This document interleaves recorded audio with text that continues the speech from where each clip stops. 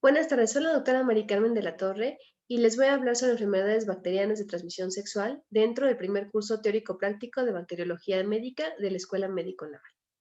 Voy a poner el cursor para que puedan observar los señalamientos y ahorita ya empezamos. Como parte del contenido de esta plática, vamos a hablar sobre la epidemiología, los factores de riesgo para las enfermedades de transmisión sexual, qué interrogatorio debe hacerse, características clínicas de clamidia, gonorrea, sífilis, otras enfermedades de transmisión sexual, un algoritmo de úlcera genital, la profilaxis, la resistencia bacteriana y cómo notificar a la pareja. Como introducción, las enfermedades de transmisión sexual han cambiado el término de infecciones a enfermedades actualmente porque muchas de ellas son asintomáticas, por lo que se prefiere el término de enfermedades. La prevalencia depende de los factores socioeconómicos, de las creencias culturales y morales, de las opciones diagnósticas y terapéuticas, y se han incrementado debido a que cada vez más existen prácticas sexuales de riesgo y de resistencia bacteriana. Además, ha establecido que una vez que se diagnostica una enfermedad de transmisión sexual, se debe valorar la posibilidad de que existan otras enfermedades de transmisión sexual, por lo que se tiene que hacer una adecuada evaluación del paciente. En cuanto a la epidemiología, se han incrementado en las últimas 2 décadas, principalmente en hombres que tienen sexo con hombres y en personas bisexuales. Y además se ha visto que en mujeres que utilizan anticonceptivos de larga duración, como el dispositivo intrauterino, o en aquellos pacientes con VIH que utilizan una profilaxis preexposición, ha disminuido el uso de preservativo. De hecho, en un estudio realizado en adolescentes se vio que en el 2013 el uso del preservativo era del 57% y en el 2015 disminuyó al 52%. En el 2016, en Estados Unidos, se reportaron 1.598.354 casos de clamidia, casi 500.000 casos de gonorrea, 27.814 de sífilis, principalmente en hombres que tienen sexo con hombres entre 20 y 29 años. Y el problema es que existe un gran subdiagnóstico porque muchos de ellos son asintomáticos.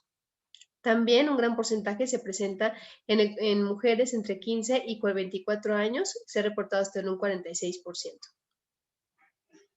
Es importante, además, porque pueden dejar secuelas. Por ejemplo, en hombres puede haber ceguera o anacusia por sífilis, en las mujeres puede haber enfermedad pélvica inflamatoria, infertilidad o embarazos de alto riesgo. ¿Cuáles son los factores de riesgo para enfermedades de transmisión sexual? Depende de la población. Por ejemplo, en mujeres se establece que principalmente es que hayan tenido alguna infección previa, ya sea por clamidia o gonorrea, particularmente en los 2 años previos, más de una pareja sexual en el año previo, una pareja que tenga múltiples parejas, una nueva pareja en los últimos 3 meses, parejas con enfermedad de transmisión sexual que usen sexo transaccional, que se use un condón de forma inconsistente o que no se use de forma continua, de forma mutua en las relaciones monógamas, el uso de drogas intravenosas o que sus parejas las usen y, por ejemplo, en poblaciones de alto riesgo, como personas que se encuentran en la cárcel. En hombres que tienen sexo con hombres, aquellos que tienen múltiples o parejas anónimas que usan drogas intravenosas, que usan el sexo en conjunto con el uso de drogas ilícitas o incluyendo metanfetaminas, el sexo anal, tanto ser receptor como insertivo, también el sexo oral en parejas que tienen algunas úlceras por sífilis o que tienen lesiones, y también parejas que están dentro de estas actividades previas. Y en hombres que tienen sexo con mujeres, aquellas que tuvieron una infección previa en los últimos 2 años, el uso de drogas intravenosas y algunos establecimientos o lugares también de alto riesgo como son una correccional o la cárcel. Entonces, el Centro de Control de Enfermedades establece que se pueden hacer algunas preguntas que se establecen como las 5 Ps, que no se nos deben de olvidar cuando tengamos un paciente en el que creamos que puede estar cursando con una enfermedad de transmisión sexual. Entonces, una es preguntar sobre la historia pasada de estas y se tiene que preguntar así, ¿alguna vez ha tenido una enfermedad de transmisión sexual en el pasado? En cuanto a las parejas, si ha tenido sexo con hombres, con mujeres o con ambos, si en los últimos 6 meses, con cuántas parejas ha tenido sexo, en el último año, si alguna de las parejas sexuales ha tenido sexo con otras personas, en cuanto a las prácticas, si tiene sexo vaginal, anal y oral, y se ha usado drogas intravenosas. En cuanto a la protección para la transmisión sexual, se tiene que preguntar qué hace para prevenirlas, e incluso especificando para VIH y en general, y también preguntarle sobre el uso del condón con su pareja actual. Y también es importante preguntar sobre el embarazo. ¿Por qué? Porque como comentábamos hace un momento, muchas veces se utiliza un método anticonceptivo efectivo, que habitualmente es lo que se quiere evitar, sobre todo a veces en parejas jóvenes, de adolescentes, adultos jóvenes, y entonces se olvidan por completo de utilizar un preservativo para evitar la transmisión de estas enfermedades. Vamos a empezar con manifestaciones de Clamidia trachomatis. Clamidia trachomatis tiene principalmente dos biobares. Unos son de la A a la K, que pertenecen al tracoma, y las otras son las del linfogranuloma venéreo, que ahorita vamos a ver, que es del L1 al L3. Los serotipos D a K son principalmente los que van a dar las manifestaciones urogenitales. Estos habitualmente van a permanecer en la mucosa. Es la enfermedad de transmisión sexual más frecuente, tiene un periodo de incubación de 1 a 3 semanas, y el problema es que son asintomáticos en el 50% de los hombres y hasta el 80% de las mujeres. Lo que más va a dar es una uretritis, como aquí vemos, en el que va a haber una secreción uretral, que a veces es más escasa. Ahorita vamos a ver algunas diferencias con gonorrea, que puede ser serosa o ligeramente como mucoide, y que estos además pueden complicarse, principalmente ascender hacia el epidídimo, y esto va a cursar con dolor a nivel testicular, con un cordón espermático engrosado. El dolor puede recorrerse o irradiarse hacia el abdomen y se va a acompañar de fiebre. También puede haber casos de proctitis asociados a estos serotipos. Sin embargo, cuando hay proctitis, lo que más se tiene que descartar es que sean los serovares del linfogranuloma venéreo del L1 al L3. En mujeres, lo más frecuente es que se dé una cervicitis mucopurulenta, en donde hay esta descarga muy notoria mucosa, y obviamente que exista flujo vaginal. También las mujeres van a cursar con dolor abdominal, pueden tener un sangrado intermenstrual, esto dado por inflamación del endometrio, y en casos de repetición o en casos más severos puede ascender hasta una salpingitis o incluso dar una enfermedad pélvica inflamatoria. En cuanto al linfogranuloma venéreo, son por los serotipos L1, L2 y L3. Estos serotipos son más invasores, habitualmente afectan el sistema linfático y tienen un periodo de incubación de 1 a 4 semanas. La prevalencia en México es baja, se ha reportado que es menos del 1%, y clínicamente se caracteriza por 3 fases. Va a empezar en el sitio de inoculación como una pústula, que posteriormente se va a ulcerar. Esta úlcera habitualmente es un fondo limpio, no es dolorosa, y puede acompañarse de una linfadenopatía. Después de unas semanas se va a acompañar de la característica afección a nivel linfoide o linfática, en donde se van a presentar estos bubones. O sea, los ganglios linfáticos van a estar súper inflamados, y, por ejemplo, aquí cuando se presentan a nivel inguinal, están separados por el ligamento de Pupart o ligamento inguinal, y se conoce como el signo del reloj de arena o signo de Groove. Esa es en la segunda fase. Y ya meses después se puede presentar esta afección, igual linfática, en donde hay esta linforrasis o esta hipertrofia a nivel linfático, principalmente a nivel tanto anogenital, y de hecho se conoce como la fase anogenital. Y también es importante tener en cuenta que Clamidia trachomatis se asocia a la enfermedad de Reiter. Esta es una artritis reactiva que se conoce como SARA, que se puede presentar no solamente por clamidia, por gonorrea, que son estas artritis reactivas adquiridas sexualmente. Esta habitualmente afecta grandes articulaciones, principalmente de las que más va a afectar es a nivel del pie y de la rodilla, y se puede presentar 4 a 10 semanas posteriores a la infección. Es más frecuente en personas que tengan esta predisposición de haplotipo, como en el HLA-B27, que sobre todo predispone para espondiloartropatías, o el HLA-DR4, que se asocia con artritis.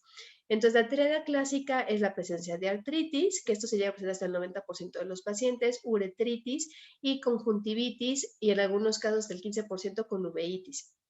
Es muy común que además haya manifestaciones en la piel. Aquí, por ejemplo, vemos estas lesiones queratóxicas, que además, si perciben, aquí tenemos estas dactilitis, donde se ven los dedos en salchicha, y una gran inflamación articular. pero además vean cómo las uñas están afectadas, hay onicodistrofia, y vean cómo la queratosis es muy marcada. Tenemos además aquí la famosa queratodermia blenorrágica, en donde tenemos estas pústulas, o al principio empiezan como máculas, pero después hacen pústulas o incluso algunas pápulas que, si se dan cuenta, tienen este borde alrededor muy queratósico y que puede presentarse incluso en las piernas, en otros sitios, pero es más frecuente a nivel de las plantas. Esto, si se dan cuenta, al igual que la lesión en el glande, que es una balenitis circinada, que tiene esta forma, semejan psoriasis, es uno de los diagnósticos diferenciales. Pero además puede haber afección de otros órganos, como afección a nivel hepático. En cuanto a la gonorrea, es generado por Neisseria gonorrea. En algunos estudios lo van a encontrar como la segunda enfermedad de transmisión sexual más frecuente y en otros hasta la cuarta más frecuente, porque algunos lugares es más frecuente las infecciones por micoplasma, pero puede encontrarse más o menos en estos sitios. Los humanos somos el único reservorio para gonorrea y habitualmente se va a encontrar tanto en faringe como a nivel de recto, especialmente en hombres que tienen sexo con hombres. La proporción de hombre-mujer de infecciones es de 6.6 hombres por una mujer. El periodo de incubación es de 1 a 14 días y es muy frecuente que exista coinfección con Clamidia trachomatis en el 10 al 50%, pero incluso en hombres que tienen sexo con hombres incrementa hasta el 60%, más del 60%. Es muy importante rastrear a las parejas sexuales 2 meses previos a que lo vemos al paciente con el cuadro clínico e incluso hasta 3 meses posteriores del inicio de los síntomas. Entonces, en general, también son asintomáticos los pacientes hasta en el 50% de los casos. Al igual que clamidia, las manifestaciones más frecuentes son de uretritis y de epididimitis. En el caso de las mujeres es muy frecuente también que de cervicitis y obviamente que exista disuria. También en los hombres, al haber uretritis, se va a acompañar de disuria. Y las complicaciones ascendentes, al igual que en clamidia, pues es una enfermedad pélvica inflamatoria en las mujeres.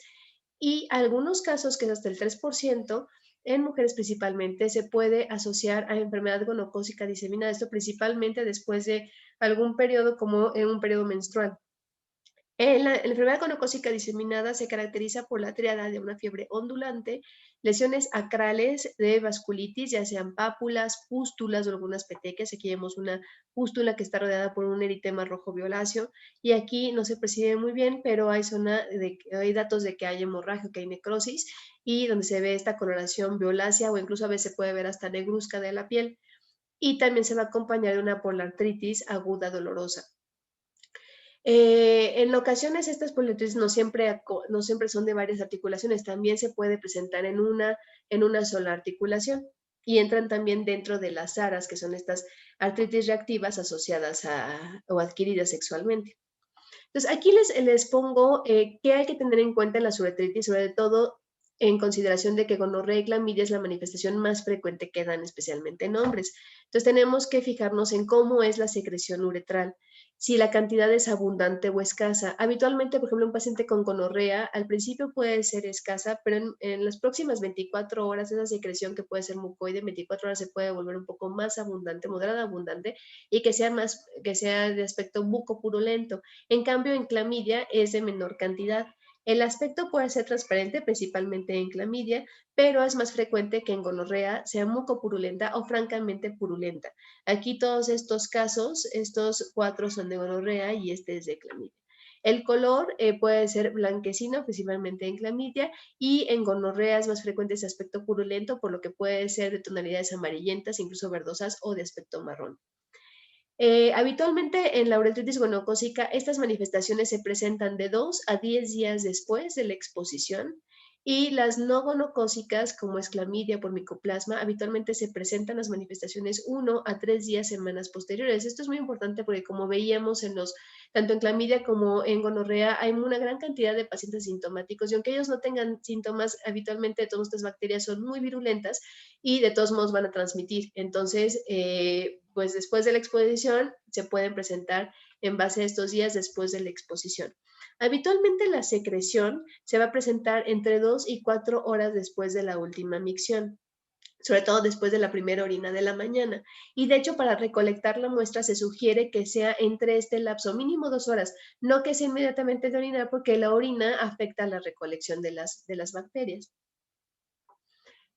Entonces, bueno, aquí, por ejemplo, vemos otras fotos de uretritis. Esta es una uretritis gonocócica, en donde vemos esta secreción mucopurulenta franca, de esta tonalidad amarillenta. Vemos que al eliminar esta secreción, pues se ve francamente inflamado. Vemos ahí el eritema a nivel de la uretra, y eso también que se está haciendo aquí de presionar el pene a nivel del glande.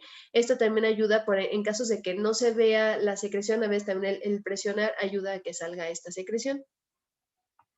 Entonces, bueno, lo que se sugiere para detectar o en quiénes se debe detectar gonorrea y clamidia depende de si son mujeres u hombres y en base también a la actividad sexual. Entonces, por ejemplo, en mujeres sexualmente activas menores de 25 años se debe valorar o hacer análisis anuales para detectar clamidia y gonorrea. Obviamente esto sí va a incrementar la frecuencia si son pacientes que tengan alto riesgo, como vimos anteriormente. Si son mujeres sexualmente activas mayores de 25 años, no se necesita un screening de rutina. En mujeres que son VIH positivas, se tienen que evaluar anualmente hasta los 64 años, y en mujeres embarazadas se tienen que evaluar en el primer trimestre. En el caso de los hombres heterosexuales no se recomienda un screening de rutina. En los hombres que tienen sexo con hombres se aconseja de forma anual, y obviamente el lugar donde se va a tomar la muestra pues depende del sitio de exposición. Entonces, por ejemplo, si se tiene sexo anal, pues obviamente del recto; si se tiene sexo oral, de la faringe. La faringe, por cierto, es de los lugares en donde más se encuentra como reservorio, tanto gonorrea como clamidia. Y en hombres que son VIH positivos, también se aconseja una detección, una valoración anual, y si se dan cuenta también todo se tiene que repetir cada 3 a 6 meses, dependiendo de los factores de riesgo en cuanto a las prácticas sexuales. ¿Cuáles son las pruebas de detección para gonorrea y clamidia? Bueno, la principal es la amplificación de ácidos nucleicos, conocida como abreviada como NAT. Ese es el estándar de oro. Se puede tomar en hombres a través de los primeros 10 mililitros de orina, de ahí se puede obtener, o de un hisopado de la uretra. En mujeres, de preferencia, se debe hacer de un hisopado cérvico-vaginal. También es importante que se tome un hisopado rectal o faríngeo en personas que tengan riesgo, y ya existe amplificación de ácidos nucleicos múltiple en tiempo real, que esta no solamente puede detectar al mismo tiempo con una sola muestra tanto gonorrea como clamidia, sino también micoplasma, que son las principales causas de uretritis. En cuanto a la serología, que esta principalmente se llega a hacer para clamidia trachomatis y es positiva cuando son títulos mayores a 1,64, este no es como el principal método de elección, ya que falta estandarización, y aconsejan que de repente o sea, se complica el que exista una buena interpretación. Entonces, este no es como que el método que más se sugiera. Y lo que sí es que, por ejemplo, el cultivo tampoco se hace de rutina para ninguno de las dos bacterias, porque pues aparte de ser costosas, también requiere de alta experiencia en realizarlos, también en interpretarlos, pero lo que sí es útil es que, sobre todo en gonorrea, se realice cultivo, sobre todo para valorar la sensibilidad de Neisseria gonorrea, porque cada vez hay más resistencia a los antibióticos. Y algo que también es muy importante es que se debe realizar un seguimiento con esta prueba de amplificación de ácidos nucleicos después del tratamiento. Para gonorrea debe ser 4 semanas después, y para clamidia 8 semanas después. No se debe de hacer antes, porque esta prueba no puede determinar entre bacterias vivas o muertas. Entonces, si se hace antes de ese tiempo, pues va a seguir saliendo positivo, y realmente no se va a poder determinar si es que ya se erradicó esa infección o no. Entonces, sí es muy importante que se tomen en cuenta estas semanas después del tratamiento. Y bueno, aquí nada más les pongo imágenes de la tinción de Gram de gonorrea, como son estos diplococos Gram negativos, que son intracelulares. Aquí se ven también estos diplococos. Y el cultivo, recordar que para gonorrea hay métodos selectivos, que puede ser Thayer Martin, New York City o Martin Lewis.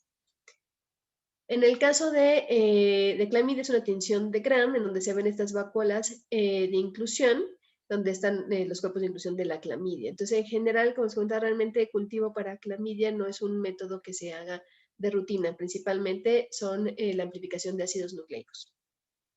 El tratamiento para clamidia, primera línea, es acitromicina 1 gramo oral en una dosis única, o se puede dar doxiciclina 100 miligramos por vía oral 2 veces al día durante 7 días. En un metaanálisis de 12 estudios en el que compararon acitromicina contra doxiciclina, se encontró una efectividad igual, fue del 97% para acitromicina contra el 98% para doxiciclina. En otro estudio, la efectividad fue del 100% para ambos y eso sí, en hombres que tienen sexo con hombres que tienen infección rectal, se encontró una falla de acitromicina en el 22% contra el 8% en doxiciclina. Aquí es más bajo para doxiciclina porque es más lipofílico y tiene una mejor penetración al tejido rectal. En cuanto a algunos fármacos alternativos, se puede dar eritromicina, 500 miligramos 4 veces al día por 7 días, y bueno, hay otras opciones incluso con quinolonas. Para el linfogranuloma venéreo, el tratamiento es con doxiciclina, 100 miligramos oral cada 12 horas, durante un tiempo más largo, se extiende hasta 21 días. En un metaanálisis de hombres que tienen sexo con hombres a nivel rectal, la eficacia fue del 98.5% con este antibiótico y alternativo es eritromicina 500 miligramos, también 4 veces al día, cada 6 horas durante 21 días. Para gonorrea, el tratamiento de primera línea es ceftriaxona, 250 miligramos en una sola dosis intramuscular, más acitromicina, esto pensando en la coinfección de clamidia, 1 gramo oral en una dosis única, o doxiciclina 100 miligramos cada 12 horas durante 7 días. Hay algunos regímenes alternativos como cefixina, sin embargo, si se cree que el reservorio está a nivel faríngeo, este realmente no es útil, se tiene que usar ceftriaxona. Eso también debe ir acompañado de acitromicina o también otras opciones es acompañado de gemifloxacino. Y en infecciones también no complicadas, donde, lo que les comentaba, donde la faringe se cree que es el sitio de reservorio, es ceftriaxona. En otro artículo mencionan estos mismos esquemas un poco diferentes en cuanto a las dosis, pero aquí lo que sobre todo quiero que se fijen y que me parece muy importante es que debemos tener en cuenta, primero, si la gonorrea no es complicada, o sea, que sea una uretritis principalmente, y debemos tener en cuenta si el paciente es alguien que creemos que se va a adherir al tratamiento y que además se va a poder monitorizar. Por ejemplo, aquí es el primer escenario que yo creo que es lo más frecuente en nuestro país, en donde tenemos estos pacientes con una uretritis, cervicitis a nivel de rectofaringe que no sean complicados, en donde todavía no se ha identificado el patógeno, pero que el cuadro clínico es compatible y que no sabemos si el paciente se va a adherir o no al tratamiento y que tampoco sabemos si lo se puede monitorizar. El tratamiento, ahí se debe dejar ceftriaxona, 1 o 2 gramos por vía intravenosa o intramuscular, más acitromicina para cubrir gonorrea y clamidia, 1.5 gramos por vía oral en una dosis única. Si se dan cuenta, la dosis es un poco más alta, es hasta 2 gramos de ceftriaxona, a diferencia de los 150 miligramos que estamos acostumbrados, y la acitromicina incluso medio gramo más, 1.5. Y en caso de que, por ejemplo, no se pueda administrar por vía parenteral, pues se puede dejar cefixima, 800 miligramos por vía oral o 400 cada 12, y aquí lo mismo que les comentaba de la faringe. En aquellos pacientes en los que sí se pudo, en los que sí se sabe que el paciente se va a poder monitorizar después del tratamiento, pero que todavía no se ha dado el patógeno, entonces se deja ceftriaxona, después se hace un diagnóstico, una evaluación para con una amplificación de ácidos nucleicos para valorar si hay clamidia, trachomatis o micoplasma genitalium, y después, 4 semanas después del tratamiento, se vuelve a monitorizar para ver si todavía hay gonorrea. En aquellos pacientes en los que ya se aisló como tal gonorrea y que se descartó una coinfección y que además se va a volver a valorar el paciente a las 4 semanas, se deja solamente ceftriaxona a las mismas dosis y a las 4 semanas se hace la valoración otra vez con el método de amplificación de ácidos nucleicos. Y en aquellos pacientes en donde también tienen una gonorrea no complicada y que además se descartó esta coinfección con clamidia, con micoplasma, y que va a ir a valoración y que además se hizo un cultivo en donde exista susceptibilidad, aquí se sugiere que el tratamiento se base acorde a la susceptibilidad para evitar también esta resistencia que existe ya tan alta a cefalosporina, sobre todo a ceftriaxona. Entonces, por ejemplo, si sale en ese cultivo del paciente que es susceptible a ciprofloxacino, se puede dejar 500 miligramos por vía oral en una sola dosis, o te puede dar también otra quinolona como floxacino, doxiciclina, o se puede dar, obviamente, ceftriaxona o cefixima. Entonces, esto sobre todo lo sugieren por la alta resistencia que existe de este patógeno. Vamos a pasar ahora a sífilis, recordando que el agente causal es Treponema pallidum. Y bueno, aquí es una gráfica en donde se muestra en un estudio de Alemania del 2001 al 2017 cómo ha habido un incremento de sífilis a lo largo de los años, pero principalmente aquí, por ejemplo, quiero que vean la diferencia entre hombres heterosexuales, cómo se ha mantenido casi constante y cómo se incrementó muchísimo, principalmente en hombres que tienen sexo con hombres y sobre todo en relación a la existencia de la profilaxis para previa a la exposición para VIH. Entonces, obviamente piensan en evitar VIH, que generalmente es como que lo más temido, pero pues dejan de usar preservativo y pues obviamente existe el gran riesgo de contagiarse de sífilis. Entonces, recordar que para sífilis es importante conocer el esquema de Morgan. En este es la evolución natural de la enfermedad. Y aquí lo que tenemos es el periodo de incubación. Después del periodo de incubación, entre 9 y 90 días después, en un promedio de 21 días, vamos a tener la sífilis primaria, en donde se encuentra el chancro, que es la lesión característica de la sífilis primaria. Esta habitualmente se va después de que se cura en unas semanas, en promedio hasta unas 3 6 semanas, va a caer el paciente en una fase de latencia temprana, en donde habitualmente puede permanecer en esa fase durante 3 a 8 semanas.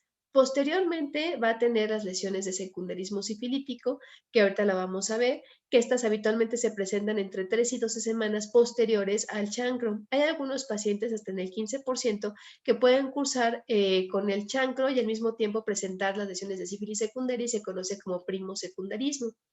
Después de la sífilis secundaria, después de esas manifestaciones, otra vez el paciente va a caer en un estado de latencia y esto va a permanecer durante unas 4 o 12 semanas. También más o menos, en promedio unas 8 semanas pueden permanecer las lesiones de sífilis secundaria y después de este tiempo que cae en latencia, hasta 3 meses, puede permanecer ahí o algunos pacientes, hasta el 25%, algunos pueden tener una recaída. Se ha visto que el 75% ya de los pacientes, sobre todo es rarísimo ahora que, bueno, no tan raro, pero sí es menos frecuente que los pacientes, sobre todo con el tratamiento antibiótico, pues caigan a una sífilis tardía. Entonces, después de 2 años ya se considera una sífilis tardía y el 75% habitualmente tiene una resolución espontánea. Esto quiere decir curación espontánea.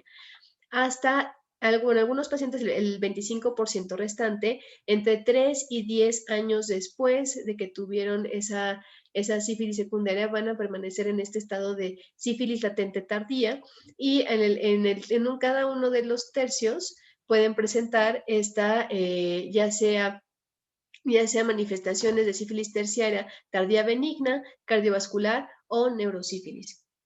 Entonces vamos a ver algunas manifestaciones. Entonces en la sífilis primaria, pues es el famoso chancro duro, donde tenemos esta úlcera que es bien delimitada, o sea, los bordes están bien definidos, y se palpa con guantes siempre, porque esto es altamente contagioso.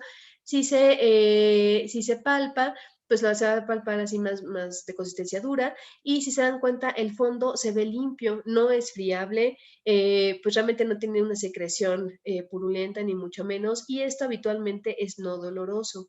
En pacientes que tienen VIH puede haber otras manifestaciones diferentes del chancro, por ejemplo, que haya varios chancros o, por ejemplo, como este chancro a nivel de la lengua, en donde hay un tejido proliferativo. Entonces se ve como incluso un poco, pues se ve más grueso que la típica úlcera. Obviamente esta úlcera se va a presentar en el sitio de inoculación, o sea, se puede presentar tanto a nivel de pene, a nivel anal, a nivel vaginal o a nivel de la cavidad oral.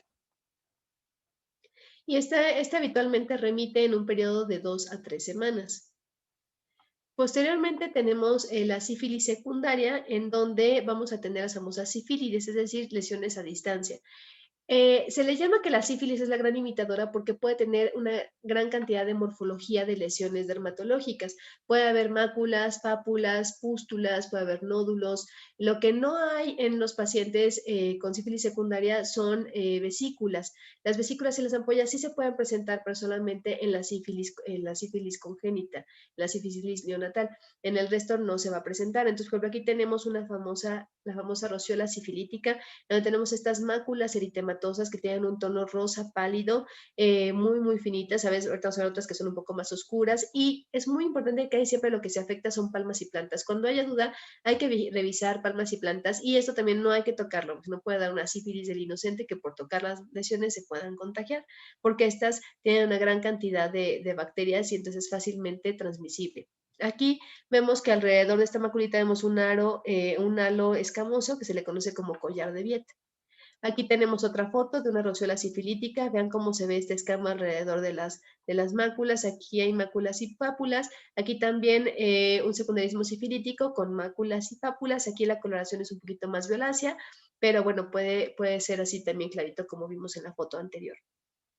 Ese es otro secundarismo sifilítico en donde tenemos principalmente algunas pápulas y nódulos, algunos incluso ya con costra en la superficie. Aquí lesiones acá en el paladar de condiloma lata. Aquí también en el escroto otro condiloma lata y esta otra de las lesiones que a diferencia de los condilomas acuminos, pues estos son planitos. Y bueno, en sífilis secundaria también hay sífilis que se conoce como secundaria maligna, en donde las lesiones son mucho más aparatosas. Por ejemplo, aquí son estas lesiones nodulares que hacen una gran costra en la superficie, que de hecho semeja a las rupias o a estas costras y se le llama rupioide. O por ejemplo, en este caso, en donde hay lesiones nodulares necróticas, aquí tenemos pápulas, pero hace sobre todo estas ulceraciones y estas áreas de necrosis. La sífilis terciaria habitualmente se presenta en 25% de los pacientes después de 3 a 10 años de latencia, como veíamos en el esquema de Morgan. Habitualmente este 35% ya no es común que lleguen a estas fases. Se dice que a la sífilis terciaria se debe una reacción hiperérgica y granulomatosa, en donde se forman gomas que ya no son infecciosos. Generalmente puede haber afección a nivel cardiovascular, en donde principalmente puede haber aortitis y aneurismas aórticos. Puede haber eventos vasculares cerebrales por formación de gomas a nivel del parénquima y en los hombres, en personas sobre todo que padecen VIH, se puede presentar la sífilis terciaria de forma prematura, o sea, antes de esos 3 años, o incluso pueden coexistir con una sífilis secundaria, o sea, todavía no se cura de la sífilis secundaria y que se agrega una sífilis terciaria.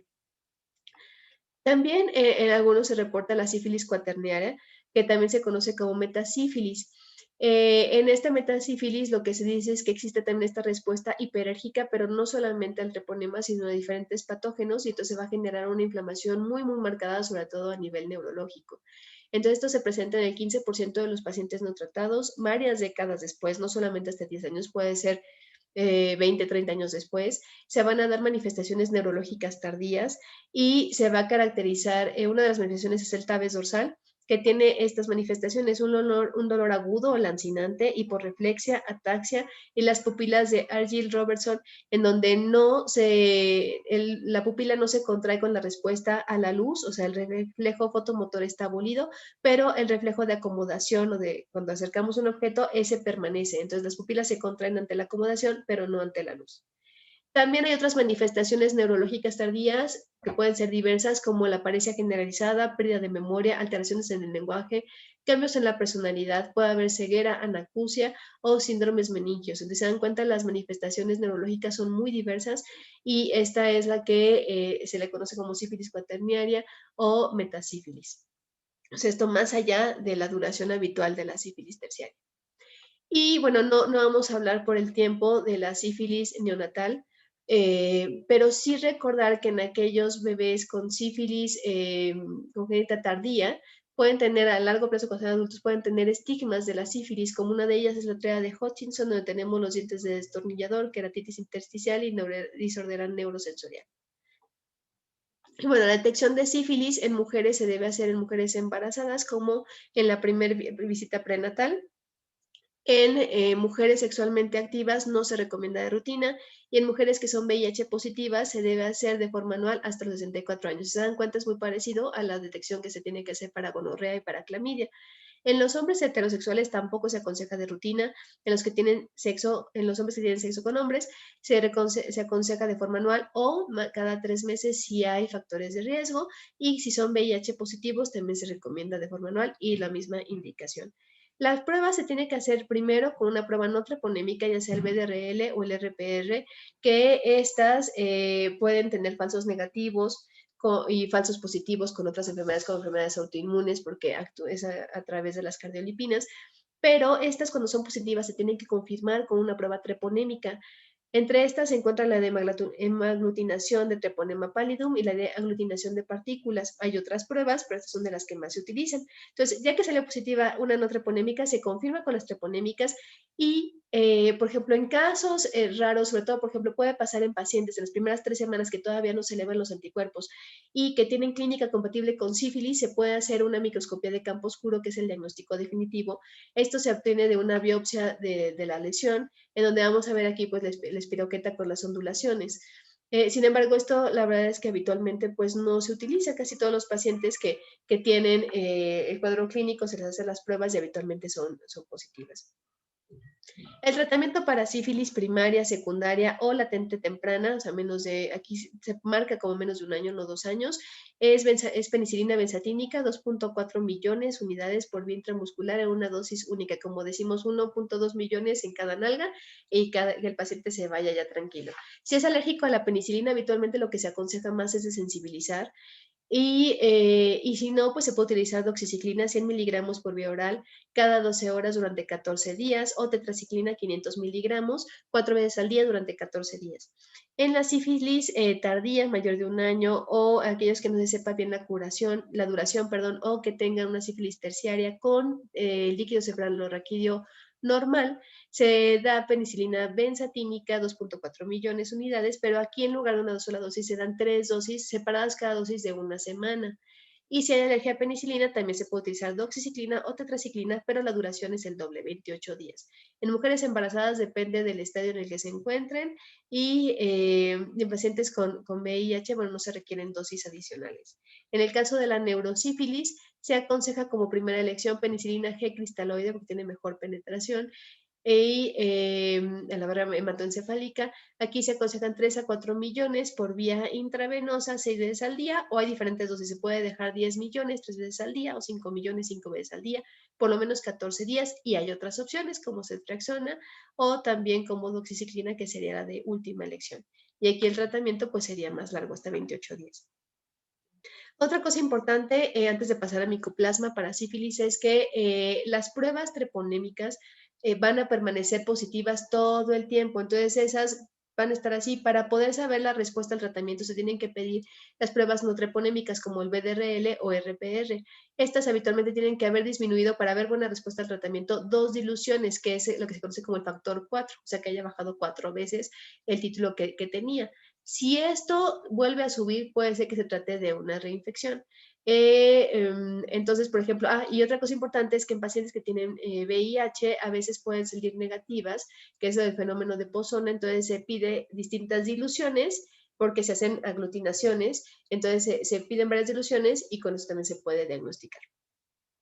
Pasamos a Mycoplasma genitalium. Este tiene un periodo de incubación de 2 a 4 semanas. También va a dar uretritis aguda o persistente o incluso recurrente, principalmente en hombres. Constituye el 25% de las uretritis no gonocócicas. Se considera que es la segunda más frecuente.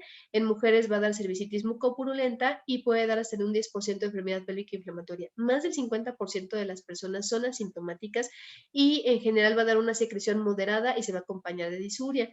El diagnóstico también se hace por la amplificación de ácidos nucleicos de un hisopado o de la primera muestra de orina de unos 10 mililitros y cada vez se ha encontrado que hay más resistencia a fármacos.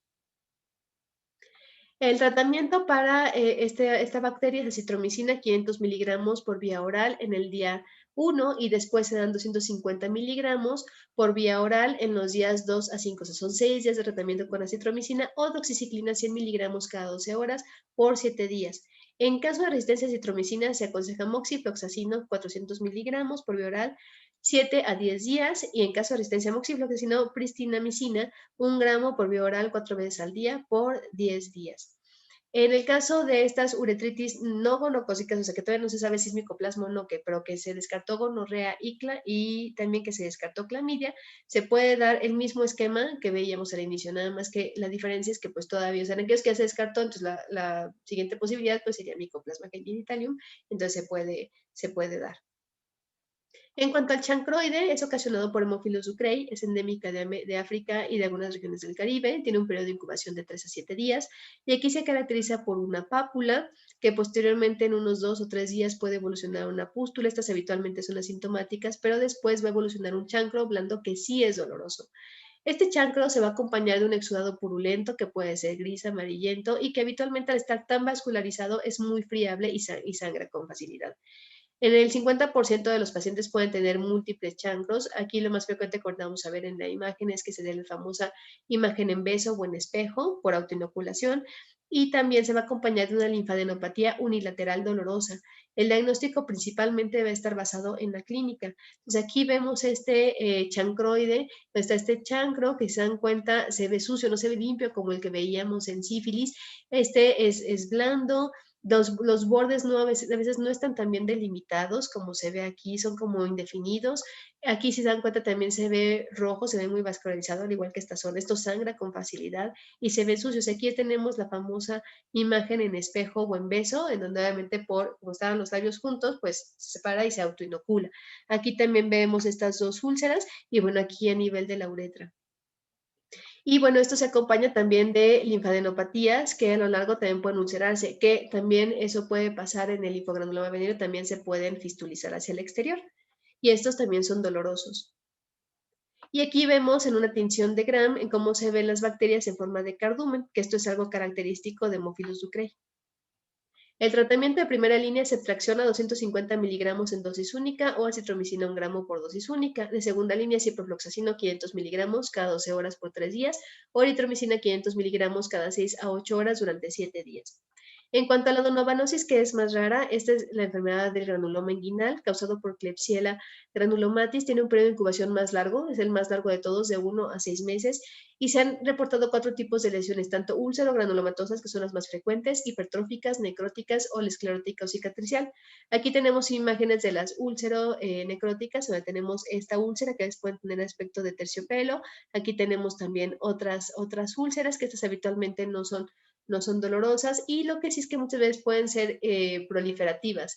Entonces aquí tenemos todo este tejido que ha proliferado y tenemos esta gran úlcera. Entonces pueden hacerse lesiones muchísimo más grandes y también pueden llegar a sangrar. Aquí tenemos otra de estas úlceronecróticas, donde tenemos estas úlceras que aquí tiene el paciente y habitualmente empieza también a hacerse después este tejido de granulación. Para hacer el diagnóstico se toma exudado de la úlcera y esto se tiñe, o sea, se biopsia y se tiñe con Giemsa o con Wright y se van a observar los cuerpos de Donovan, que son también estas inclusiones intracitoplásmicas que tienen forma de cilindritos o de bastoncitos o algunos, aquí las fotos no son buenas, pero a veces se ven también como unos seguritos cerrados. El tratamiento de primera línea es acitromicina. Bueno, de acuerdo a la OMS, en el 2003 era acitromicina 1 gramo al día y después 500 miligramos al día, o doxiciclina 100 miligramos 2 veces al día. Ya en general se aconseja que es doxiciclina 100 miligramos cada 12 horas durante el día, durante 4 a 6 semanas. Es el tratamiento también más largo. Y bueno, este es un algoritmo de úlcera genital donde no solamente vienen las infecciones, bueno, las enfermedades de transmisión bacterianas, vienen también algunas en las que no son infecciosas, como por ejemplo una enfermedad de Behçet, y bueno, vienen también otras como enfermedades virales, pero aquí nos podemos basar en cuanto a la anamnesis, primero si es asintomática o si es dolorosa. En aquellas úlceras asintomáticas que tenemos una úlcera blanda acompañado de una linfadenopatía, que esa linfadenopatía sí es dolorosa y sí es inflamatoria, lo que vamos a sospechar es un linfogranuloma venéreo y obviamente vamos a hacer lo que comentamos anteriormente en cuanto a diagnóstico y tratamiento. Si es una úlcera asintomática de fondo limpio con adenopatías duras pero que son indoloras, esto obviamente se puede hacer las pruebas treponémicas, reponémicas o campo oscuro y va a ser el diagnóstico de sífilis.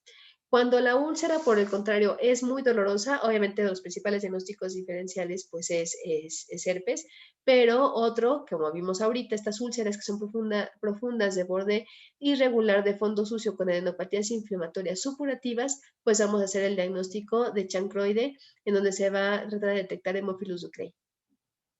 Y bueno, esto sobre todo es importante porque este es un paciente que tiene esta úlcera a nivel anal y de hecho, curiosamente, pues sí tenía algo de dolor. O sea, no siempre sabemos que los pacientes, como decimos, no leen los libros, no siempre es como tan típico el cuadro clínico. Entonces no se le dio penicilina. Entonces fue el primer día de consulta y un mes después, pues todavía no cicatrizaba por completo. Aquí ya se le dio penicilina y después el paciente mejoró. Entonces esto fue un chancro de un paciente con sífilis.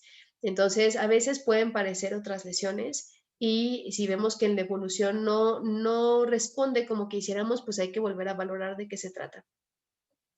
Y bueno, en cuanto a la profilaxis en enfermedades de transmisión sexual, se han hecho, principalmente hasta el momento están ya reportados 2 estudios. Uno de ellos es con doxiciclina, 100 miligramos diarios durante 48 semanas.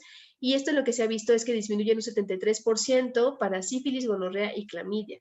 En otro estudio, en el que se dieron 200 miligramos entre 24 y 72 horas de contacto sexual sin condón hasta 3 veces por semana, también disminuyó muy parecido, entre un 70 y 73%, tanto para sífilis como clamidia. Y eso sí, se vio que 4 de cada 9 tenían, solamente se lograba en 4 personas disminuir gonorrea, porque como vimos, gonorrea tiene alta resistencia a tetraciclinas. Ahorita están llevando 5 estudios en curso, tanto con profilaxis previa a la exposición como post-exposición, que incluyen desde 50 hasta 780 pacientes, tanto en hombres que tienen sexo con hombres, en personas transgénero, y que incluye que sea una duración de 6 a 18 meses. Entonces, bueno, falta ver los resultados. Entonces, esto es algo que promete, sin embargo, todavía falta determinar la eficacia tanto de la exposición, de la profilaxis previa a la exposición como post-exposición, ver sobre todo contra qué actos sexuales protege, sobre todo porque cada vez hay prácticas sexuales de mayor riesgo. Si esto cubre poblaciones de alto riesgo, como hombres que tienen sexo con hombres con más de 20 parejas sexuales en los últimos 6 meses, ¿qué tanta seguridad? O sea, sobre todo en cuanto a, por ejemplo, hasta el momento no ha sido frecuente que se interrumpa un estudio por eventos adversos a doxiciclina, y de hecho, en general, los principales eventos secundarios con doxiciclina pues son gastrointestinales, por eso ahí se sugiere que se utilice más una doxiciclina monohidratada. Hasta el momento es con lo que principalmente se ha hecho esta profilaxis, porque como vimos, doxiciclina realmente le pega a la mayoría, o de hecho les pega a casi todas las enfermedades de transmisión sexual, por eso se ha hecho con doxiciclina. Y bueno, hay que tener en cuenta pues justo que no se predisponga a una resistencia bacteriana. Y en cuanto a resistencia bacteriana, principalmente a doxiciclina, pues lo que se ha visto es que en sífilis es raro. O sea, de hecho, por ejemplo, un estudio de 202 pacientes con VIH se encontró falla en el 15% de 127 pacientes que utilizaron doxiciclina, y 17% de falla de la respuesta en 75% con penicilina benzatílica. O sea, fue mayor con penicilina que con doxiciclina, y no se encontraron mutaciones para tetraciclinas en 2.253 pacientes con sífilis. En cuanto a clamidia, es rara, sobre todo puede ser más en casos, o sea, no es tanto que haya resistencia, sino que sean casos de reinfección o de persistencia hasta quiesencia. O sea, a veces se ha dicho que clamidia puede persistir incluso hasta 3 meses, que siga ahí saliendo como positivo. Y también lo que comentábamos hace rato de que hay que esperar hasta, sobre todo para una amplificación de ácidos nucleicos, esperar 8 semanas para que pueda detectar si son bacterias vivas o muertas. Y lo que sí es que sí he encontrado resistencia a doxiciclina en Neisseria gonorrea, un 23% en Estados Unidos, hasta el 49% en Reino Unido. Se ha reportado desde el 12 hasta el 100%, con concentraciones mínimas inhibitorias mayores a 2 miligramos por litro, y en algunos casos que reportan en general que resistencia es mayor al 50% para doxiciclina, no se ha reportado cuál es la concentración mínima inhibitoria. Esto es más frecuente en hombres que tienen sexo con hombres que en hombres heterosexuales. Y en cuanto a la notificación de la pareja, es importante o sea, comentarles a los pacientes que se tiene que notificar a las parejas para interrumpir la cadena de contagios. Por ejemplo, en uno de los estudios grandes en enfermedad de transmisión sexual se vio que solamente iban el 11% de las parejas, y esas parejas, al hacerles el escrutinio, el 44% tenían ya las enfermedades de transmisión sexual. Entonces, esto es de gran preocupación, porque se decía, bueno, si el 89% de las parejas no acuden, y se estima más o menos que el 50% estén infectadas, pues obviamente va a seguir una cadena cada vez mayor. Entonces, pues se tiene que hacer principalmente la detección de gonorrea, clamidia y micoplasma.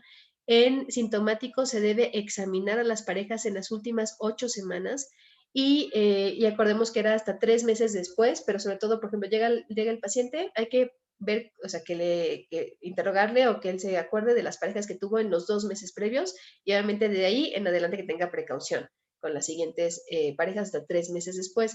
Obviamente es necesario tratarlo en caso de que sea necesario, o sea, de que sí haya una infección. Y en personas asintomáticas, en personas sintomáticas en que se haya detectado, se debe ver incluso las parejas en los últimos 6 meses, porque son reservorios y obviamente están transmitiendo con mayor frecuencia, porque obviamente muchas personas cuando ya tienen las manifestaciones pues dejan de tener relaciones, y entonces por eso es que que en asintomáticos sí se pide que el tiempo sea todavía mucho mayor porque seguramente estuvieron contagiando a muchas más personas.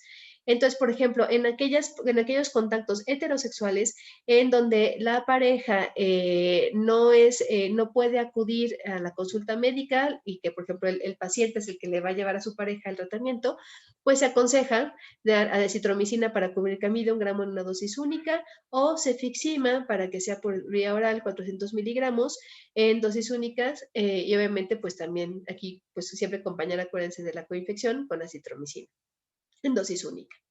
Para sífilis, lo que se tiene que también que evaluar si es un paciente que está cursando con un chancro a las parejas en los 3 meses previos, si es un secundarismo sifilítico en los 6 meses previos, todas las parejas de 6 meses previos, y si es un paciente con sífilis latente primaria, que ahí no vamos a tener manifestaciones, pero se observa con las pruebas y que ahí es difícil justo que nos llegue a valoración, pues se tiene que valorar en los 2 años previos a las parejas que tuvo esa persona.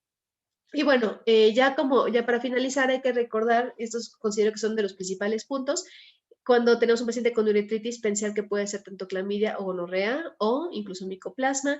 Es muy frecuente la coinfección de clamidia con gonorrea, por lo tanto hay que dar ceftriaxona más acitromicina para que cubra ambas. Recordar que sífilis es la gran simuladora, siempre revisar palmas y plantas y no tocar las lesiones porque se pueden contagiar. Primero se tienen que hacer estas pruebas no treponémicas y siempre confirmar con las treponémicas, y las no treponémicas son las que nos van a decir si el paciente ha respondido o no al tratamiento. Doxiciclina es el antibiótico que cubre, o sea, que puede atacar a la mayoría de estos patógenos. La amplificación de ácidos nucleicos es el principal diagnóstico de elección, principalmente para gonorrea y clamidia. Recordemos que en sífilis es diferente. En pacientes que tengamos úlceras a nivel genital, hay que recordar este algoritmo de úlcera genital. Hay que preguntar sobre las parejas sexuales y sobre todo fomentar el uso de preservativo. Y bueno, eso es todo. Espero que esta plática les haya servido mucho, que sea de utilidad. Y bueno, cualquier duda, pues pueden ponerse en contacto conmigo. Muchas gracias.